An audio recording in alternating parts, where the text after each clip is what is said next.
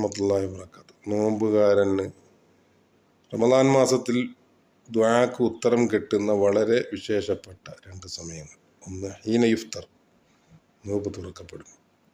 അല്ലാഹുമ്മ ലക സുംതു വഅലാ റിസ്ഖിക അഫ്തർതു ബിസ്മില്ലാഹിർ റഹ്മാനിർ റഹീം എന്ന് ചൊല്ലി നോമ്പ് മുറിച്ച ഉടനെ നമ്മൾ അള്ളാഹുവിനോട് ദുആ ചെയ്യുക. ആ സമയം ഭക്ഷണത്തിലേക്ക് നമ്മുടെ ശ്രദ്ധ പോകുന്ന സമയമാണ്.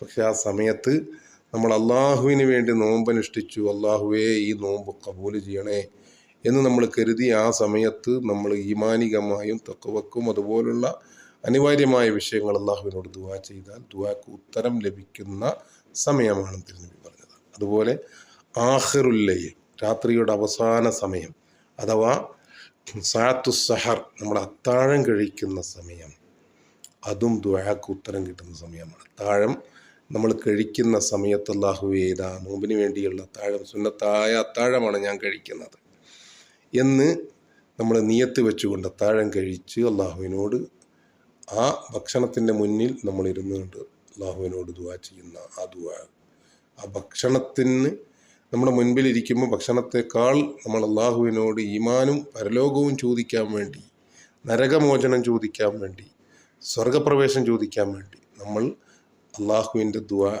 ഉത്തരം ലഭിക്കുമെന്ന് പറഞ്ഞ ആ സമയത്തിന് വേണ്ടി പരിഗണിക്കുന്ന ആ ഒരു സമയം വളരെ പ്രധാനമാണ്. എപ്പോഴും നമ്മൾ ഓർമ്മിക്കണം. റമദാൻ വളരെ വിശേഷപ്പെട്ട കുറഞ്ഞ സമയങ്ങളാണ്, കുറഞ്ഞ കാലങ്ങളാണ്. അതിൽ ഓരോ സമയത്തും വൻ മെച്ചങ്ങളാണ്, വൻ ലാഭങ്ങളാണ്, വലിയ നേട്ടങ്ങളാണ് നമുക്ക് അല്ലാഹു വാഗ്ദാനം ചെയ്തിരിക്കുന്നത്. അത് നഷ്ടപ്പെടുത്തുന്നത് വലിയ നഷ്ടമാണ് നമുക്കത്. അതുപോലെ നമ്മളെപ്പോഴും ദുആ ചെയ്യുന്നവരാണ്. അല്ലാഹുമ്മ അസ്അലുക്കൽ ജന്നത വഅഊദു ബിക മിനൻ നാർ. അതിൻ്റെ അർത്ഥം അല്ലാഹുവേ നിന്നോട് ഞാൻ സ്വർഗം ചോദിക്കുന്നു, നരകത്തെ തൊട്ട് കാവൽ തേടുന്നു. റമദാൻ ഒരുപാട് ആളുകളെ നരകത്തിൽ നിന്ന് മോചിപ്പിക്കുന്ന മാസമാണ്. ആ കൂട്ടത്തിൽ എനിക്കും പെടണമെന്ന് ആ ദുആ ചെയ്യുന്ന സമയത്ത് നമ്മുടെ മനസ്സിലുണ്ടാകണം. അറിവ്, വിജ്ഞാനം, ഇത്തരം കാര്യങ്ങളൊക്കെ നമ്മൾ മനസ്സിലാക്കിയാൽ മാത്രമേ നമുക്കത് നേടിയെടുക്കാൻ കഴിയൂ.